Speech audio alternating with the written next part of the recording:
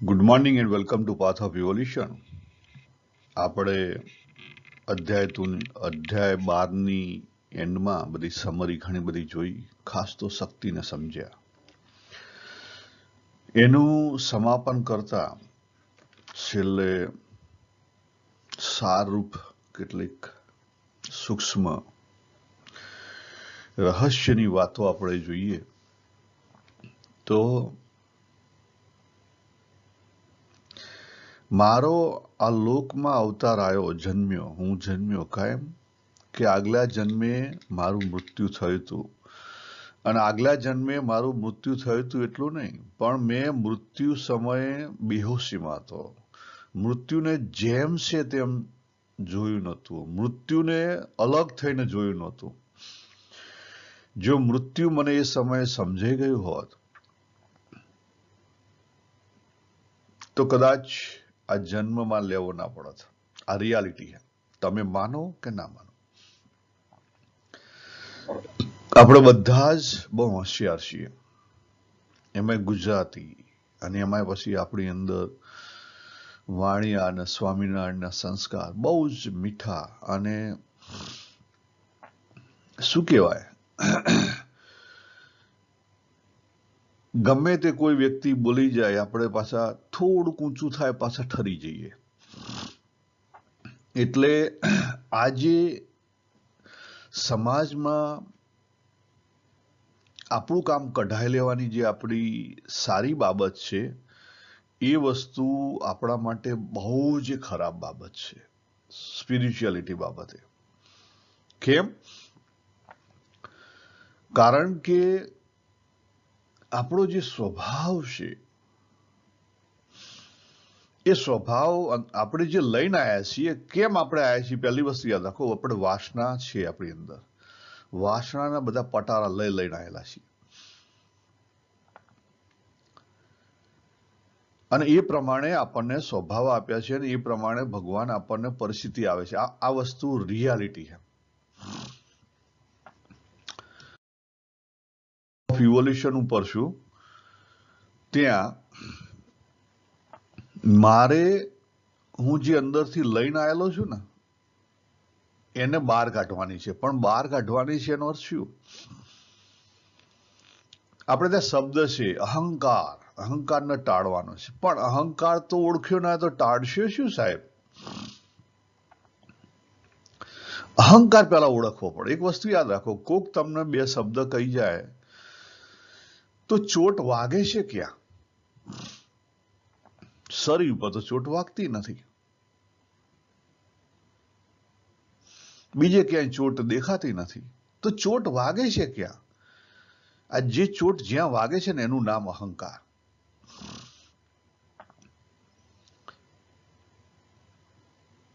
તમે જો કોઈ વાર સાચા અર્થમાં ગુસ્સો કર્યો હોય તો આમ આ ધ્રુજારી આવી જાય, આખા શરીરના આપણે ધ્રુજારી આવી જાય. સામેવાળાને એટલી હદે આપણે પેલા થઈ જઈએ કે ફાટું ફાટું, આમ એનર્જી રેલી હોય. પણ એનર્જી પૂરેપૂરી રેલાવી જોઈએ. જો એનર્જી વિશે આપણે બહુ જ સમજ્યા છીએ કે એનર્જી સર્ક્યુલરમાં દોડે, બરાબર? અને આપણે ઘડિયાળના કાંટાની માફક જોઈએ તો 6નો આંકડો છે, ત્યાં આપણે બધા બેઠેલા છીએ. કંઈક પ્રસંગ ઉભો થયો તો એનર્જી ઉભરો આવ્યો, તે છેક 8-9 સુધી તો આપણે એને પાછો ખેંચી લઈએ છીએ, બરાબર? 12 સુધી પહોંચવા જ દેતા નથી. એટલે થાય છે શું, એ લોલક 8 ઉપર જેલું લોલક પાછું સીધું પાછું આવે અને પછી 4 ઉપર જતું રહે. 8 ને 4 ની અંદર રમ્યા કરે લોલક. એટલે થોડો ગુસ્સો આવ્યો, પછી થોડો પસ્તાવો થાય કે અમે ખોટું કર્યું, આમ કર્યું, તેમ કર્યું. ખબર પડી કે નહીં? સાચા અર્થમાં એનર્જીને આપણે ઓળખી નથી. સાચા અર્થમાં આપણી અંદરથી જે સ્વભાવ નીકળી રહ્યા છે, એ સારો સ્વભાવ હોય કે ખરાબ સ્વભાવ હોય, પણ સાચા અર્થમાં એના જેમ છે તેમ જો ઓળખી લેવામાં આવે, વૃત્તિ, વાસના કે સંકલ્પને જેમ છે તેમ 100% જો અનુભવ કરી લેવામાં આવે, સાચું અનુભવ જ્ઞાન થઈ જાય, અને તો શું થઈ જાય, તો એ વૃત્તિ અને સમત્વમાં આવી જાય. 12 ઉપર જો આંકડો પહોંચી જાય ને તો સીધો 6 ઉપર આવી જાય, તો એ સાચું સમત્વ આવે. પણ 8 ઉપર પહોંચેલું લોલક છે ને, એ 4 જઈને પાછું આવે, પાછું 8 ઉપર જાય. એટલે એકવાર ગુસ્સો કર્યો, પાછું પસ્તાવો થયો થોડો, ફરી ગુસ્સો કર્યો, ફરી પસ્તાવો થયો, ચાલ્યા જ કરે. તમે ચેક કરો તમારી પોતાની લાઈફ. આ તો મારું પોતાનું તારણ છે, પણ તમે ચેક કરો તમારી પોતાની લાઈફ. આપણને કોઈ પણ આપણી પોતાની વૃત્તિ કે વાસનાને આપણે સાચા અર્થમાં સમજ્યા જ નથી. આપણને સપોઝ કોઈ ખાવાનો શોખ છે, તો જો એ જ એવું જ થશે, 8-9 સુધી ખેંચી જઈએ, પાછું લોલકાઈ જાય, ખ્યાલ આવે, પાછું જતું રહે 4-3 સુધી, પાછું આવે. ઈમન જ ફર્યા જ કરીએ. સાચા અર્થમાં આપણે જો સમજી ગયા હોઈએ તો ફરી એને સમજવું ના પડે, અનુભવ જ્ઞાન સાચું થઈ જાય. પણ આ થતું નથી. વ્યવહારમાં બહુ ડાયા માણસો છીએ આપણે, વ્યવહારમાં બહુ ડાયા માણસો છીએ. એટલે આપણી જે પ્રકૃતિ છે, એનર્જી છે ને, એને આપણે પૂરેપૂરી બહાર કાઢવા માંગતા જ નથી. મેં ઘણા બધા મોટેરા માણસોને પૂછ્યું, ઇવન ઘણા બધાનો મને અનુભવ છે. છેલ્લા હું 25 વર્ષથી આ મનોવિજ્ઞાનની વસ્તુ બહુ ઝીણવટથી નોંધું છું, ચેક કરું છું. જોબ પર, પ્લેસ ઉપર બી મેં ઘણા બધાના કોન્ટેક્ટમાં આવ્યો છું ને ઝીણવટથી જોયું છે. ઘણાનો સ્વભાવ કેવો હોય, એને સ્વભાવ બનાવ્યો જ હોય બહારથી, એને પસંદ ના હોય. શું પસંદ ના હોય? કોકની સામે ફાઇટ કરવી અથવા સ્ટેન્ડ લેવું, પોતાનું સ્ટેન્ડ લેવું, એ એને પસંદ ના હોય. ભાગેડું, શું કહેવાય? ભાગેડું. બીજા પણ મોટા ભાગના ભાગેડું જ હોય છે, દેખાય નહીં બહારથી.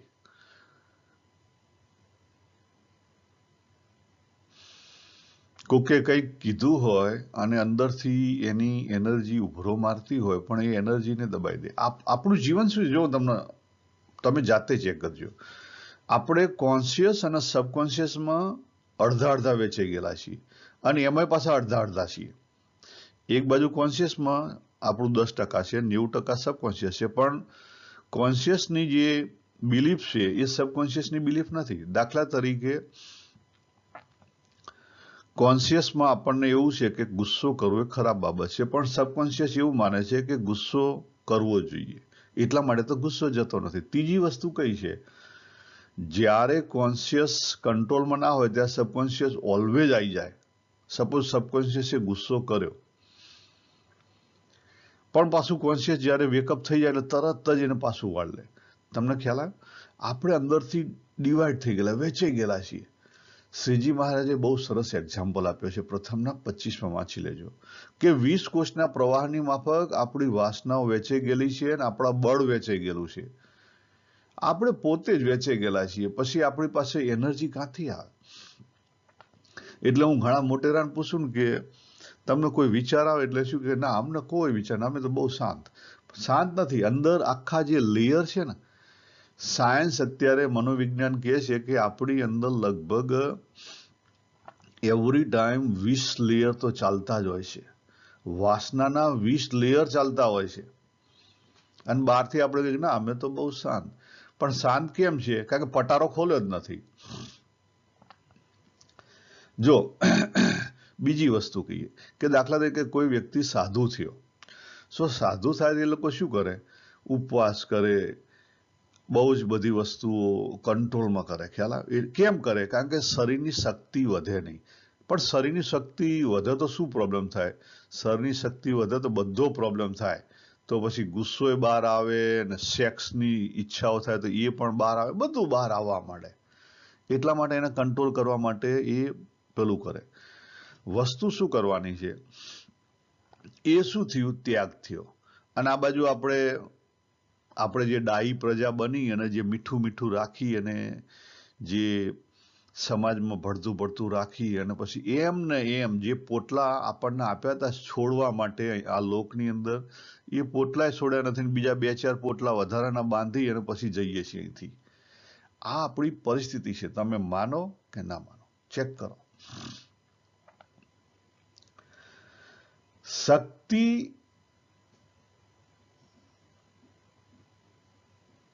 જે વૃત્તિ છે, વૃત્તિ ઓટોમેટિકલી ડિઝોલ્વ થઈ જાય. ક્યારે થાય?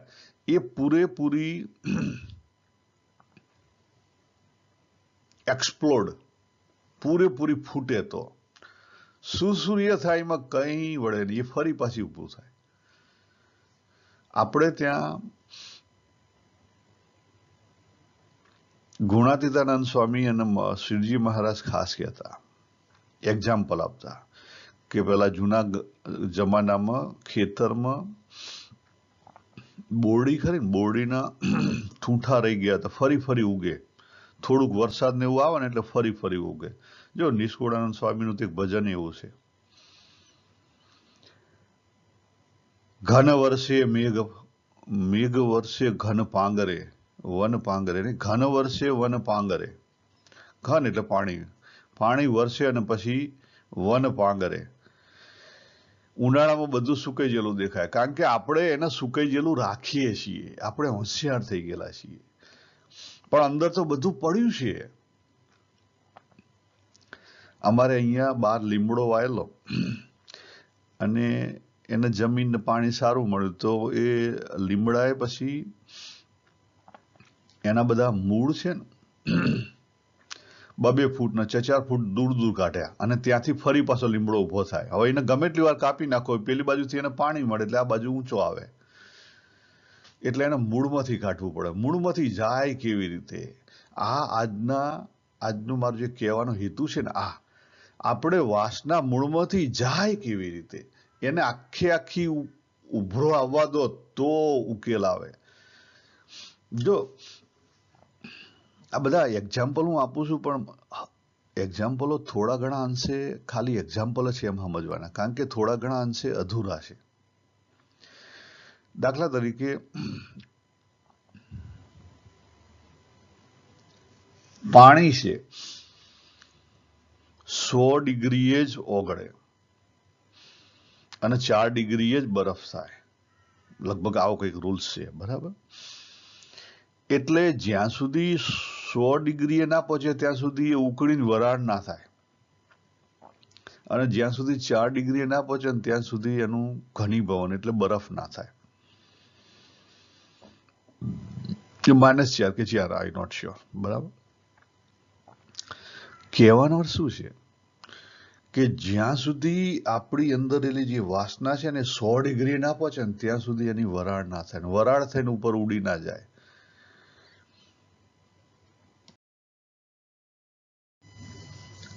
આ વસ્તુ પણ આપણે જોઈ હતી કે આપણા શરીરની અંદર પણ એનર્જી ભગવાને એ રીતે મૂકેલી છે અને એ એનર્જી એક્સપ્લોર થાય જ છે, એ ઉઠે છે, પણ આપણે એને ઉઠવા દેતા નથી.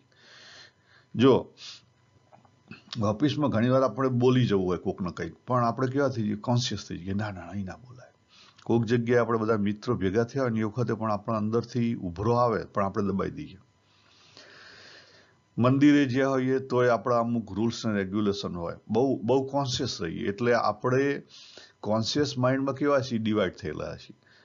મંદિરે જઈએ તો મંદિરનો ચહેરો પહેરીએ, ઓફિસમાં જઈએ તો ઓફિસનો ચહેરો પહેરીએ, બહાર પત્ની સામે નીકળ્યા હોઈએ તો બહુ આમ કેવું કહેવાય કે 100% પરફેક્ટ કપલનો રોલ ભજવીએ, અંદર ભલે ઝઘડતા હોઈએ પણ છીએ નથી.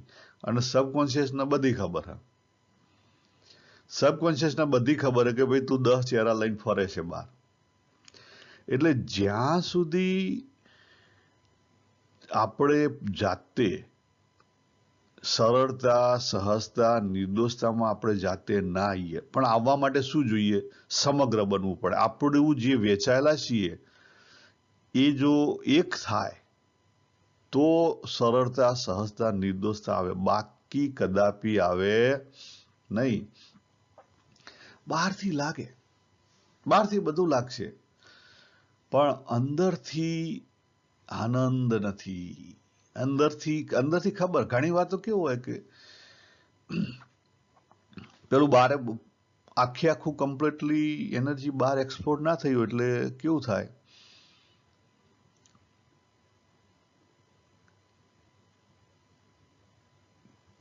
એ અંદર રહી ગયેલી હોય, ખ્યાલ, અંદર શાંત કરેલું, એટલે બહાર આમ લાગે કે આ શાંત છે, પણ ખરેખર શાંત ના હોય.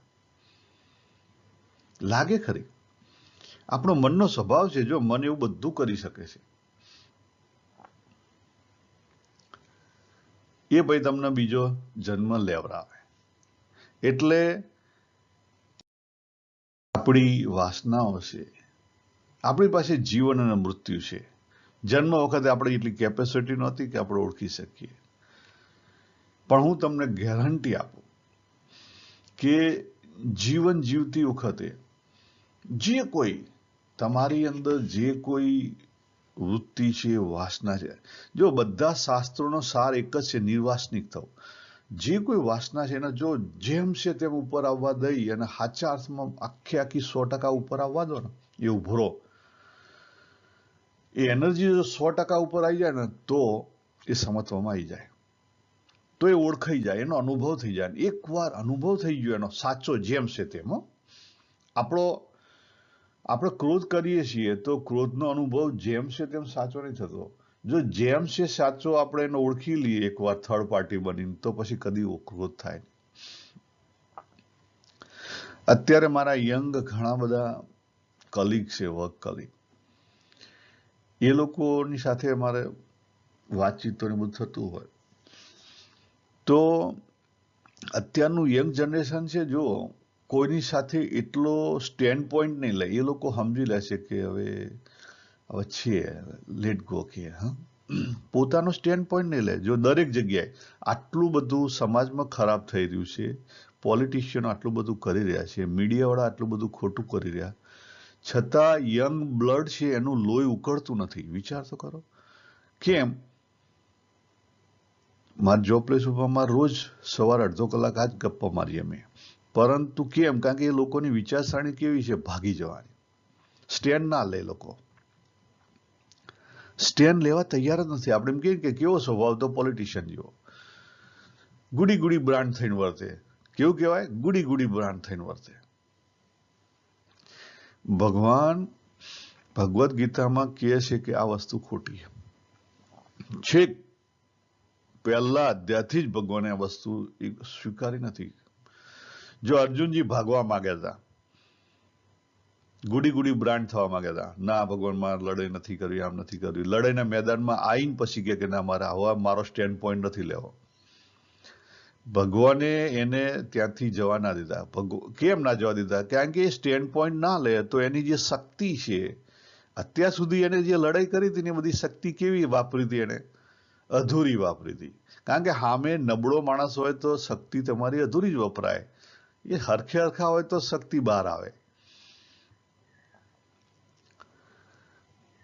એ તો અર્જુનની સામે કર્ણ ઉભો હોય તો અર્જુનની શક્તિ બહાર આવે, ને અર્જુનની સામે ગુરુ દ્રોણ ઉભા હોય તો અર્જુનની શક્તિ બહાર આવે. તો અર્જુનને રિયલાઇઝ થાય કે આ શક્તિ શું છે, અને શક્તિ પૂરેપૂરી બહાર આવે તો પછી એ સમત્વમાં જાય. નહીં તો એ સમત્વમાં જાય નહીં. જો અર્જુનજી સમત્વમાં નતા એટલે તો એમને મુશ્કેલી થઈ ને, કે ગુરુ સામે થોડું કે લડાઈ કરાય ને દાદા પરદાદા સામે થોડી કે લડાઈ કરાય. ખ્યાલ? એમના જે ભાવ હતા એ જ હતા. એટલે આ જે પિક્ચર છે એ બહુ છે, આજે મારા આટલા વર્ષોના અનુભવ પછી મેં થોડુંક તારણ રૂપા બનાવ્યું છે. પહેલી વસ્તુ કે આપણે મોટા ભાગે મિક્સ પર્સનાલિટી લઈને આવીએ છીએ, ઇન્ટ્રોવર્ટ ને એક્સ્ટ્રોવર્ટ, અને એ મિક્સ પર્સનાલિટી લઈ અને આપણે મરી જઈએ છીએ મોટા ભાગના. એટલે ફરી આપણે આવીએ છીએ.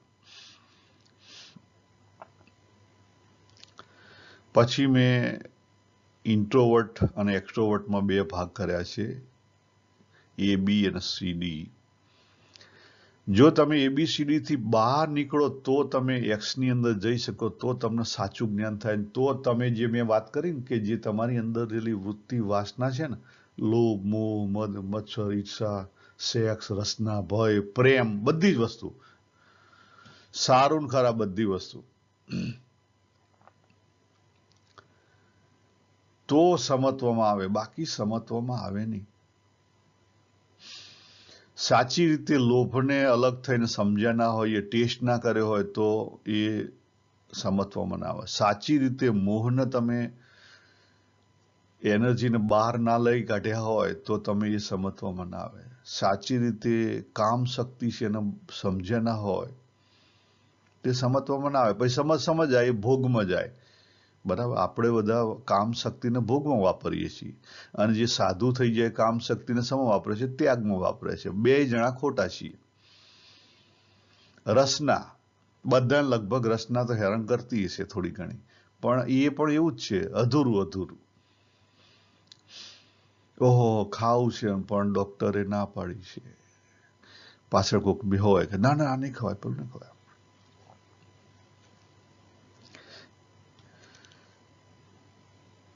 ભાવમાં એવું જ છે અને ભયમાં એવું છે, બધે એવું છે.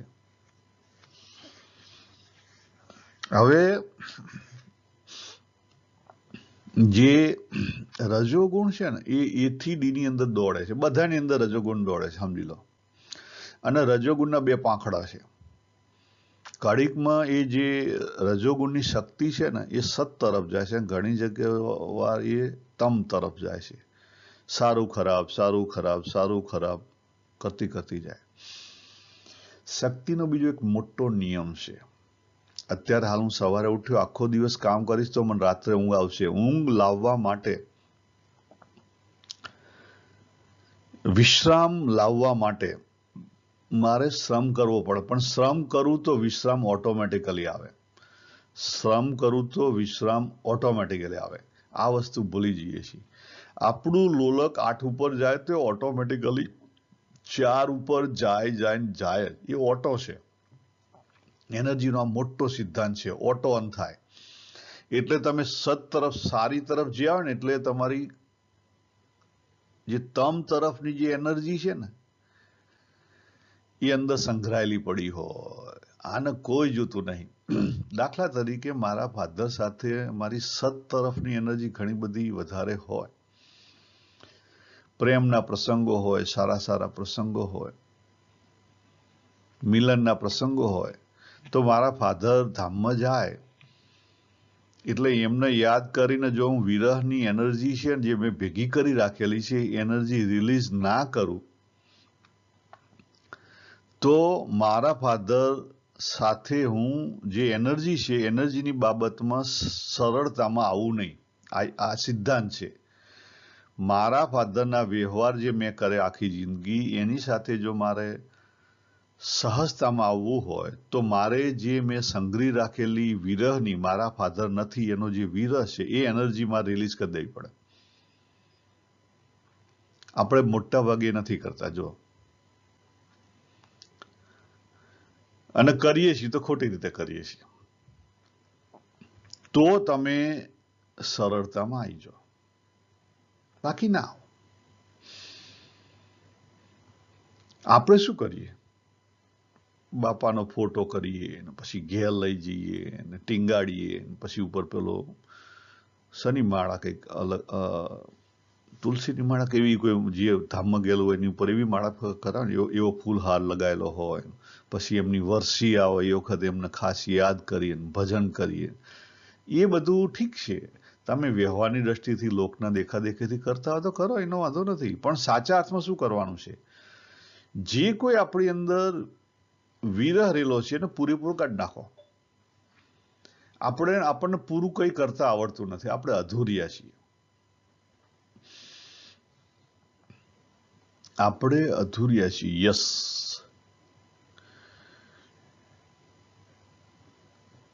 સાચા અર્થમાં જો એનર્જીને તમે ઓળખી લો તો એનર્જી ડિઝોલ્વ થઈ જાય.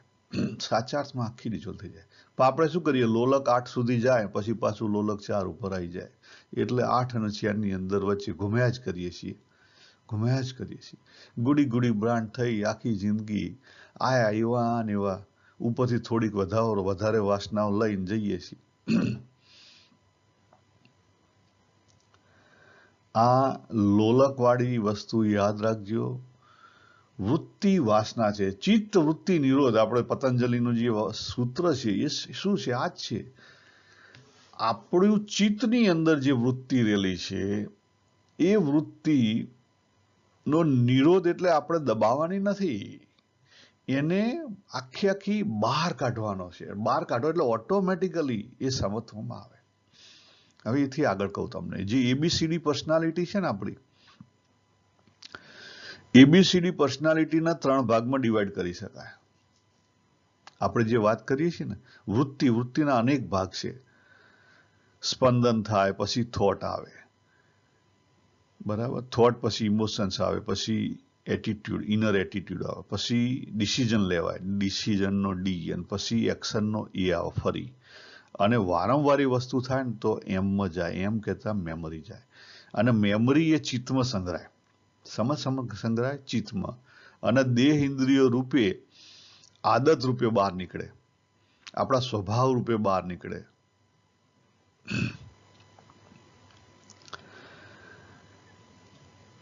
એમાં તમે જોજો કેટલાક વિચાર પ્રધાન હશે, કેટલાક ભાવ પ્રધાન હશે, કેટલાક કામના પ્રધાન હશે. હવે જે કેટલાક કામના પ્રધાન છે ને, વૃત્તિ, વાસના, સંકલ્પ, એ કામના પ્રધાને પાછા વિચારને ભાવ પ્રદર્શિત કરતા હોય, પણ એ કેવા હોય? અધૂરા હોય.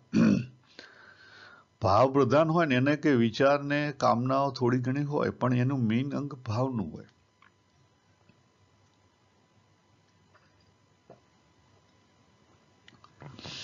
હવે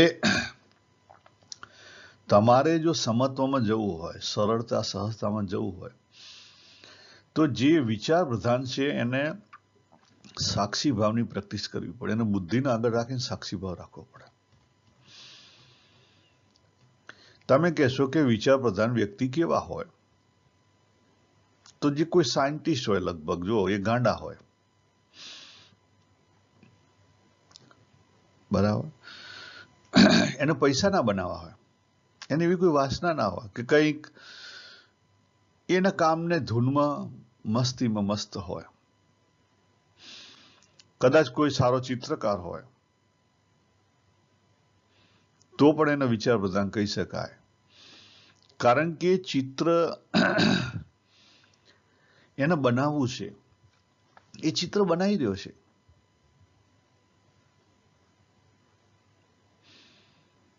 બહુ સરસ એક્ઝામ્પલ જોતો હોય તો આપણે ત્યાં એક ઋષિએ ટીકા લખેલી છે. એનું એ ટીકાનું નામ છે ભામતી. એ ઋષિનું નામ મને ખબર નથી, પણ એમને 12 વર્ષ સુધી એમણે એ વસ્તુ લખી, પુસ્તક લખ્યું ટીકા. ત્યાં સુધી એમને ખબર નહોતી કે ટીકા લખવા બેઠા પહેલા જ એમનું લગ્ન કરવામાં આવ્યું હતું. ને ભામતી નામના એમના પત્ની હતા, એમણે એમની સેવા કરી હતી, રોજ ખાવા આપતા, બધી વસ્તુ એક હતા, પણ છતાં એ ઋષિને ખબર નહોતી. છેલ્લા દિવસે કામ પૂરું થયું ને ત્યારે એમણે ઊંચું જોઈને જોયું કે ઓ તમે કોણ? ત્યારે પ્રશ્ન કર્યો કે તમે કોણ? મહારાજ, હું 12 વર્ષથી તમારે ત્યાં છું, તમારી ઘરવાળી છું. તો કે મને ખબર નહીં. કે હું રોજ તમારી સેવા કરું છું. તો કે મને ખબર નહીં, પણ હવે તમે આટલું કર્યું તો મારે કંઈ તમને બદલામાં આપવું જોઈએ, કારણ કે હવે હું તો સાધુ થઈ જવાનો, જતો રહેવાનો. એટલે એમણે જે ગ્રંથ લખ્યો તેનું નામ ભામતી પાડ્યું. આ વિચાર પ્રધાન એને કઈ અંદરથી મેળવવું છે એવું ના હોય. પૈસા મેળવવા છે, આ છે ના છે, કઈ સિદ્ધ કરી લેવું છે, કઈ સત્તા મેળવવી છે, એ બધી વસ્તુ ના હોય. ના, મેળવવા વાળા કેવા? કામના પ્રધાન, કંઈક મેળવવું છે.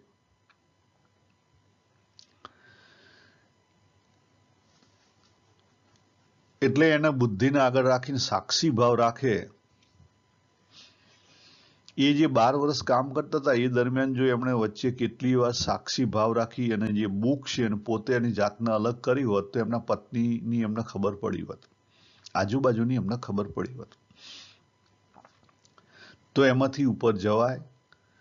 અને તો પછી સાંખ્ય જ્ઞાન થાય ને તો પછી પત્ની સાથે પણ રહેવાય, વાંધો ના આવે. અને એ જ વસ્તુ મળે. પ્રાપ્તિ તો સેમ જ છે, સમજી લો. જે ભાવ પ્રધાન છે મીરાબાઈ કે ચૈતન્ય મહાપ્રભુ જેવા,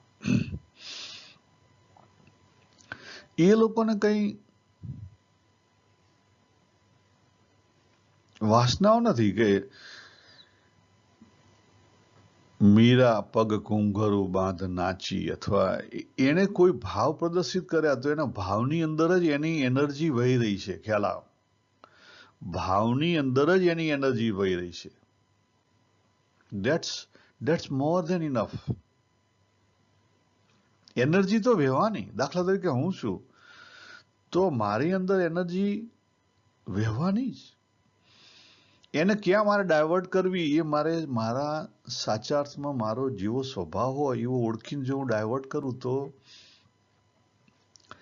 એ એનર્જી ધીરે ધીરે સમતવામાં આવે. એનર્જી સાચા માર્ગે જાય તો સમતવામાં આવે, નહીં તો પછી રણમાં જાય તો સુકાઈ જાય, કે પછી ખોટા માર્ગે જાય તો ઉભરા આવે, ભોગમાં જાય તો ઉભરા આવે. ઉભરા આવે એનું એક ઉદાહરણ તમને આપી દઉં. અત્યારે હાલ તમે જો અહીંયા મોટી ઉંમરના જે વ્હાઇટ પીપલો હોય, શરીર કામ નથી કરતું પણ મનમાં સેક્સના વિચારો આવે છે, પૈસા આપીને યંગ છોકરીઓને લાવીને કિસ કરે છે. શરીર કામ નથી કરતું, યાદ રાખો, પણ મનની અંદરથી ગયું નથી, હજી વાસના ટળી નથી. બંને બાજુ છે, સ્ત્રીમાં છે અને પુરુષમાં છે.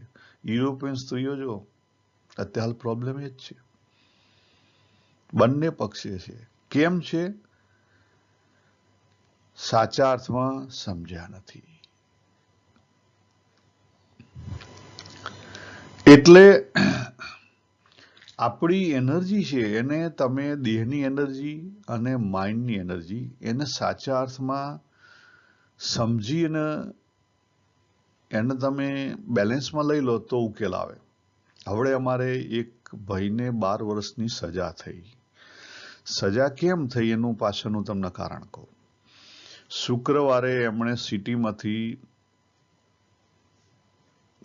કેટલીક બહેનોને ટેક્સી ચલાવે એટલે ટેક્સીમાં લીધા, બરાબર. એ ટેક્સી ડ્રાઈવર હતા, 3 બાળકોના પિતા છે.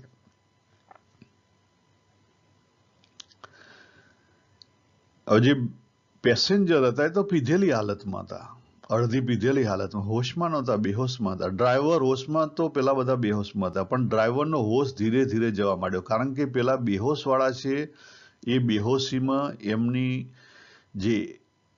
જે એક્શન હતી એમને વાતાવરણ આખું બેહોશી તરફ ખેંચવા માંડ્યું. યાદ રાખો, પહેલું વાતાવરણ ખેંચાણું. એટલે પેલા ભાઈ શરીર ઉપર એમને વાતાવરણની ઇફેક્ટ થઈ. શરીર કોન્ટેક્ટમાં આવ્યું, ઇન્દ્રિયો કોન્ટેક્ટમાં આવી, મન કોન્ટેક્ટમાં આવ્યું. મન કોન્ટેક્ટમાં આવ્યું એટલે એમની અંદર જે હતું એ બહાર આવવા માંડ્યું. આપણી અંદર આ મોટો સિદ્ધાંત છે. આપણી અંદર જે અધૂરું હોય ને એ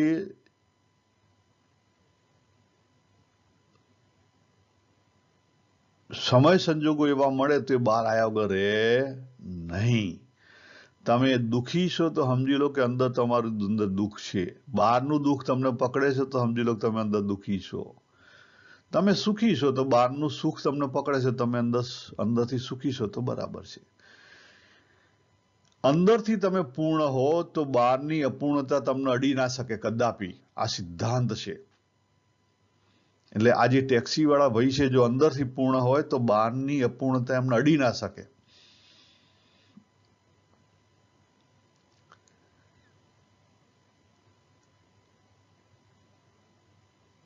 પણ અધૂરા હતા.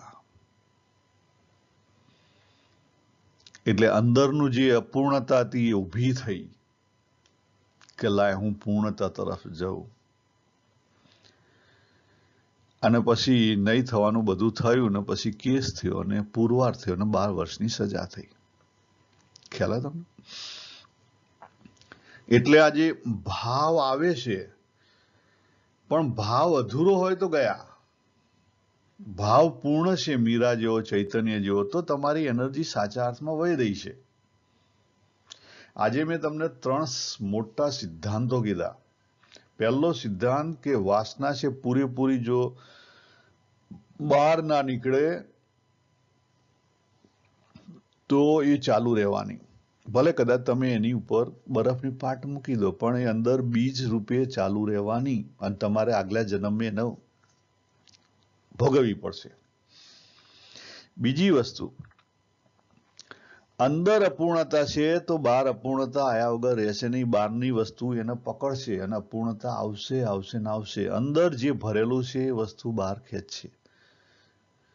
બહાર તમે પૂર્ણ હો તો અંદરની અપૂર્ણતા, પેલા બહાર તમે ગમે એટલા અપૂર્ણ હો પણ અંદરની જો પૂર્ણતા હોય તો તમને કદાપી કોઈ વાંધો ના આવે. એટલે અંદરની જે વાસનાઓ છે એને ઓળખીને સાચા અર્થમાં બહાર લાવવા દો. સાચા અર્થમાં બહાર લાવવા દો. મારો કહેવાનો અર્થ સાચી જગ્યાએ. એના ઘણા બધા રસ્તા છે. એવું નથી કે તમારે ગુસ્સો હોય તો પછી ગુસ્સો કોકની ઉપર કરવો જ પડે. ના, એના ઘણા રસ્તા છે. પણ પહેલી વસ્તુ કે તમે એને સ્વીકારો. આપણે સ્વીકારતા નથી. પહેલી જ વસ્તુ છે. આપણે ગુડી બ્રાન્ડ બની ગયેલા છે, આપણે સ્વીકારતા જ નથી.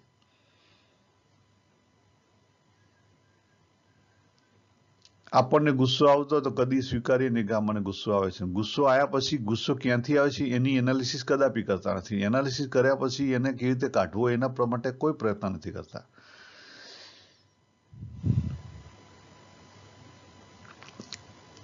અત્યારની જે સામાજિક વ્યવસ્થા છે એ પણ ખોટી છે.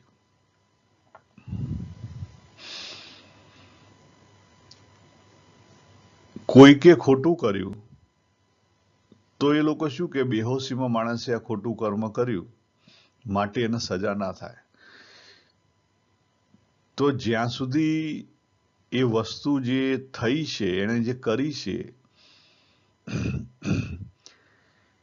એને લઈને કેટલી ખરાબ ઇફેક્ટ બહાર થાય છે એનું જો એને ભાન ના આવે, એનો અનુભવ ના થાય તો પછી એ પાછો કેવી રીતે વળી શકે? ના વળી શકે, કદાપી વળી ના શકે. એટલે અત્યારની સમાજ વ્યવસ્થા છે ને એ પણ આપણને સપોર્ટ નથી કરતી. સ્પિરિચ્યુઆલિટીને સપોર્ટ નથી કરતી. છેલ્લે આપણે જોઈએ કે જે કામ પ્રધાન વ્યક્તિ હોય એને જે દ્વંદ્વ હોય, સારું ને ખરાબ, કામના વાળા ઓલવેઝ સારું ખરાબને બે ભાગ કરી નાખે. ભાવવાળા માટે કે વિચારવાળા માટે સારું ખરાબ એટલું નહીં હોય. વિચારવાળાને જે વિચાર હશે ને એ જ વિચાર પકડેલો હશે. ભાવવાળાએ જે ભાવ હશે ને એ જ પકડેલો હશે. જ્યારે કામનાવાળો હશે, વાસનાવાળો, એને સારું ખરાબ હશે.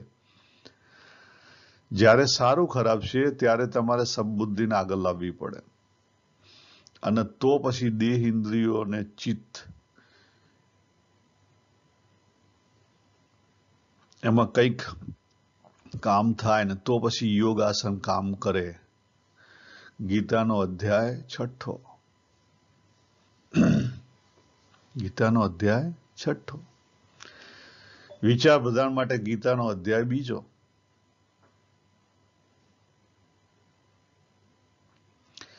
તો આ રીતે તમે ઊંડા ઉતરો ને તમારા સ્વભાવ ઓળખો ને સ્વભાવને ઓળખીને પછી સ્વભાવનું પરિણામ ઓળખો. પરિણામનો ટેસ્ટ જાતે કરો અને એકવાર પરિણામનો ટેસ્ટ જાતે કરો 100% તમારી એ જે વૃત્તિ છે ને એ ઓટોમેટિકલી ઓગળી જાય, સહજતામાં આવી જાય. એનું નામ ચિત્ત વૃત્તિ નિરોધ. તો જીવન ઓળખાય ને જીવન ઓળખાય તો પછી મૃત્યુ માટે કઈ ડર લાગે નહીં. મૃત્યુ પછી જે ભગવાને બીજા અધ્યાયમાં વાત કરીને આપણને સામે દેખાય પણ દેખાય કે પ્રકૃતિનું મારું નથી, અંદરનું મારી વસ્તુ સાચી ઓળખાઈ જાય. તો આ સારના સારરૂપ તમારો પોતાનો સ્વભાવ ઓળખજો. એ સ્વભાવ ઓળખી એના સાચા અર્થમાં એનો અનુભવ કરજો. એના અનુભવનું પરિણામ પણ સાચા અર્થમાં ભોગવજો. તો એ સમત્વમાં આવશે. પણ તમે ગુડી બ્રાન્ડ બનીને જો વર્તશો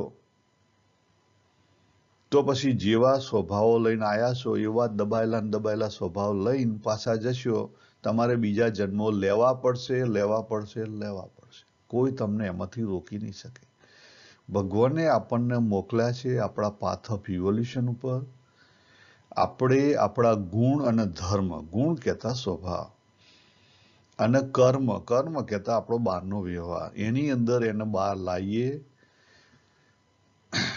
તો પછી સમત્વમાં આવે, અને સમત્વમાં આવે તો રાખ થાય, બાકી રાખ થાય નહીં. તો આપણે અહીંયા પૂરું કરીએ. સર્વેને જય શ્રી કૃષ્ણ. હરિ ઓમ તત્સત. હરિ ઓમ તત્સત.